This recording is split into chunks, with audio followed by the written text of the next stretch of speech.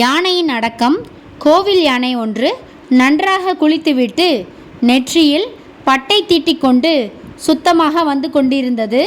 ஒரு ஒடுக்கமான பாலத்தில் அது வரும்பொழுது எதிரே சேற்றில் குளித்துவிட்டு ஒரு பன்றி வாளை ஆட்டிக்கொண்டே வந்தது. யானை ஒரு ஓரத்தில் ஒதுங்கி நின்று அதற்கு வழிவிட்டது. அந்த பன்றி எதிரே இருந்த இன்னொரு பன்றியிடம், பார்த்தாயா, அந்த யானை என்னை கண்டு பயந்து விட்டது என்று சொல்லி சிரித்தது. அந்த யானையை பார்த்து இன்னொரு யானை, அப்படியா, நீ பயந்து விட்டாயா என்று கேட்டது. அதற்கு கோவில் யானை கீழ்கண்டவாறு பதில் சொன்னது. நான் தவறு இடறிவிட்டால் பன்றி நசுங்கிவிடும். மேலும் நான் சுத்தமாக இருக்கிறேன். பன்றியின் சேறு என்மேல் விழுந்தால் நானும் அசுத்தமாகி விடுவேன். இந்த காரணங்களால் நான் ஒதுங்கிவிட்டேன் என்றது யானை. தன் பலம் பலவீனம் தெரிந்தவர்கள் அடக்கத்தில் சிறந்தவர்களாக இருப்பார்கள். நன்றி, வணக்கம்.